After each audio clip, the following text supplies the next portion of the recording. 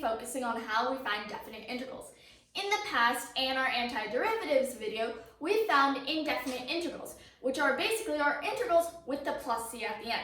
To do those, we use a bunch of rules, which are basically our derivative rules, but backwards. So we're going to need to know those for today, so if you don't know them, make sure you do.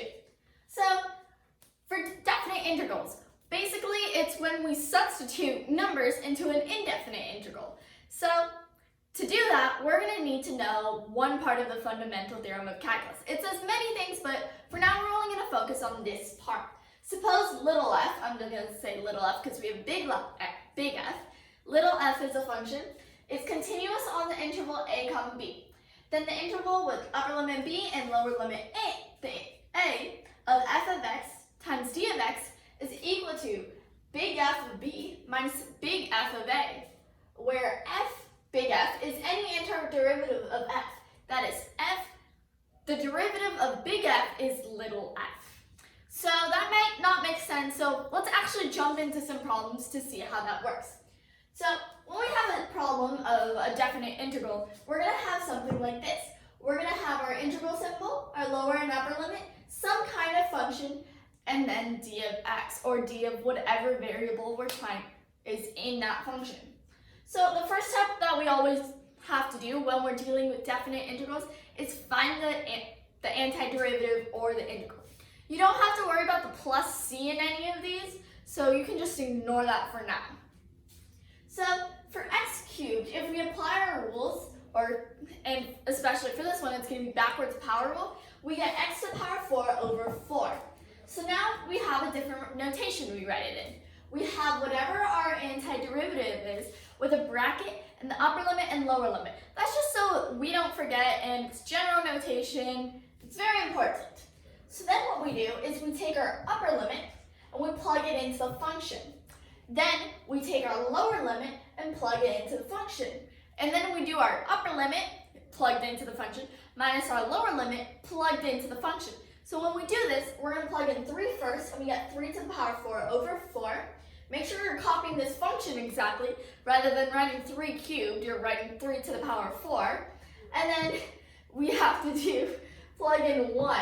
So then you're going to get 1 to the power 4 over 4. So 3 to the power 4 is 81, and 1 to the power 4 is 1. So if you do simple math that you should have learned a long time ago, you get that this becomes 80 over 4. And when you do 80 divided by 4, you know that's equal to 20.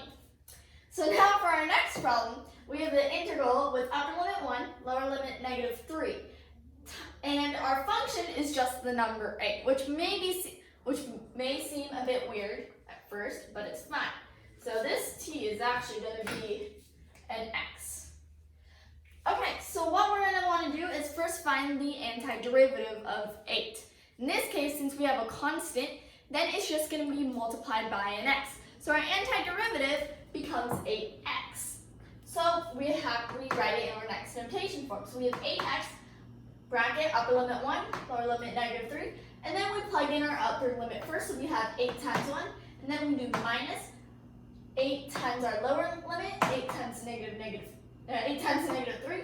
So 8 times 1 is going to be 8, and negative 8 times negative 3 is going to be 24. So then 8 plus 24 becomes 32. So now for number 3, our upper limit's 2, lower limit's 1, and we have our function 6x squared minus 3x times dx. So first we're going to find our antiderivative. 6x squared becomes 2x cubed, and negative 3x becomes negative 3 halves x squared. If you're ever wondering if your antiderivative is wrong or right, the best way is literally take this and try making it into this by taking the derivative. So if we were to do that, we bring the 3 in front, so then we have 3 times 2, which is 6, and then we subtract 1 from the 3, we get 6x squared. So then for this one, we have the minus, and then we bring the 2 in front, so it's going to be 3 halves times 2, which gives us 3, and then we do x squared minus x to the power minus 1, so then we get minus 3x, which is the same thing as this, so we know that our antiderivative is right. So then we're going to take our antiderivative, write it in our new notation with our upper and lower limit, Plug in 2 and we get 2 times 2 cubed minus 3 halves 2 squared. And then plug in 1 minus 2 1 cubed minus 3 halves 1 squared. It's always important to remember that we're subtracting and we do the upper limit first.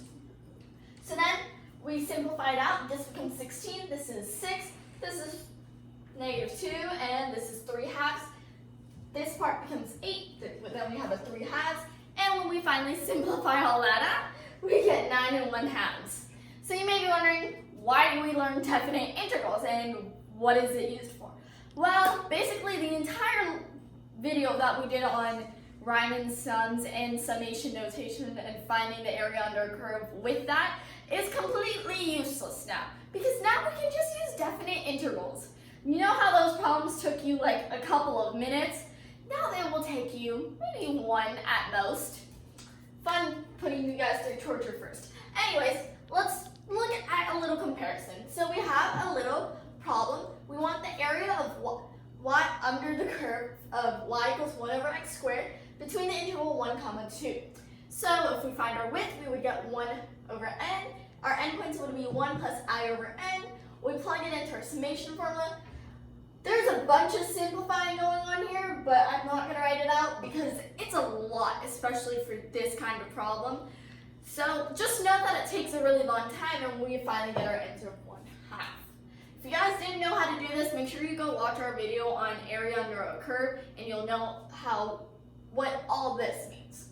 So now let's actually try finding it with definite integrals. First, we have to take our function, 1 over x squared, and find the antiderivative of it. In this case, it's going to be negative 1 over x. And if you're going to wonder what our upper and lower limits, well, it's our interval. So our upper limit's going to be 2 and our lower limit's going to be 1. So then we have negative 1 over x, upper limit 2, lower limit 1. First plug in 2, so we get negative 1 half. Then plug in 1, so you get minus 1 over 1. Gotta be careful with those minuses so you don't mess it up. So this becomes 1 and this is negative 1 half, so it's a negative 1 half plus 1, which gives you 1 half as your answer. So if you actually take the time to go through all the steps up there, you will know it's torture and that this way is much easier. So now on to our last problem for for this part. So we have our area and we have our function y equals x plus sine of x, and our interval is going to be 0 to pi. So first we gotta figure out our antiderivative, which is going to be in blue. So x squared becomes x squared over 2, and negative cosine x, or sine x becomes negative cosine x. So then we put it into our notation with pi as our upper limit and 0 as our lower limit. And then we get pi squared over 2 for this part, minus cosine pi, minus 0 squared over 2 minus cosine of 0. Although you know that 0 squared over 2 is going to be 0, and you know that cosine of pi is going to be 0, it's still important to write it because you might make a mistake along the way. And if you go back to look at your work, you're not going to know where you made that mistake. So always write it out. So then we simplify it a bit. We get pi squared over 2 minus 0 plus 1. And that just simplifies to pi squared over 2 plus 1. So far in our video, or in class, we've been doing the area underneath a curve, as in the area between the x-axis and the top of the actual curve.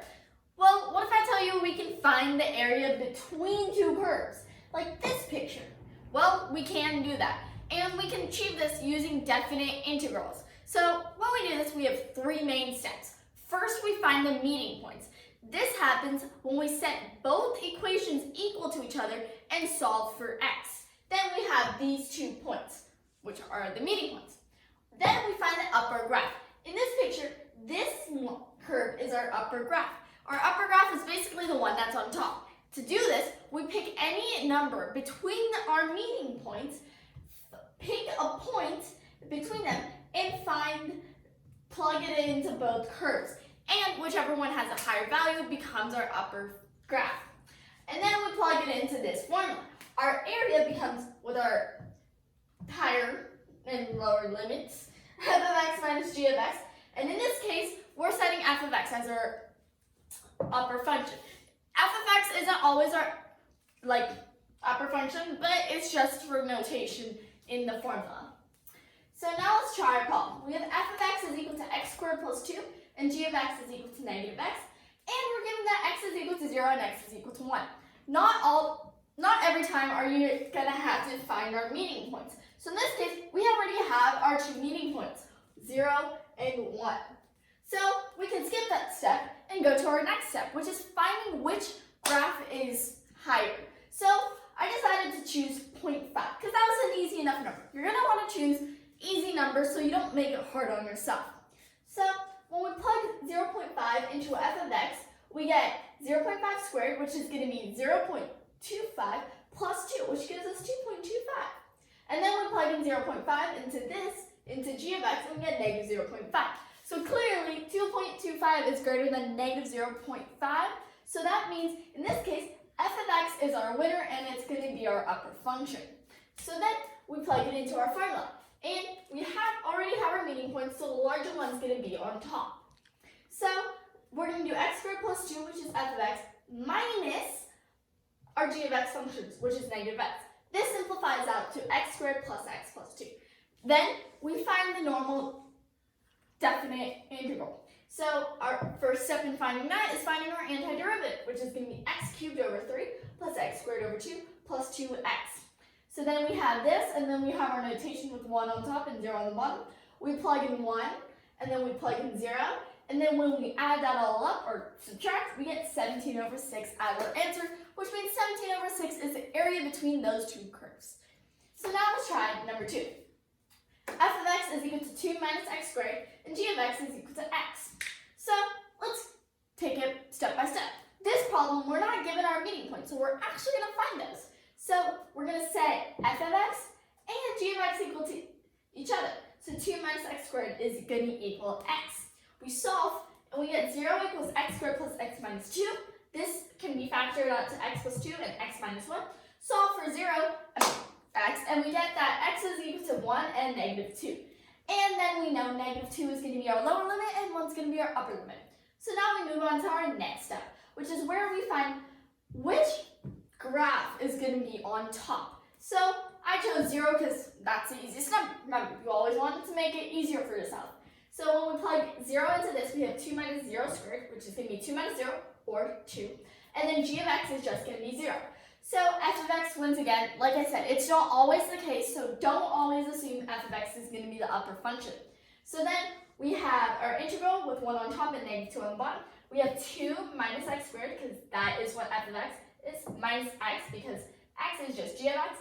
This simplifies out to, when we take our antiderivative, we get 2x minus x cubed over 3 minus x squared over 2. So then we write it in our notation, plug in 1 and negative 2 down here, simplify it all out, and we get 9 halves. Don't forget to subscribe and like. If you have any questions, you can email info@agourmathcircle.org or comment below and we'll reply back. Maybe. And if you want to see practice things or anything about us, you can visit our website, which is basically the end of the email, but without the info and the end. So bye!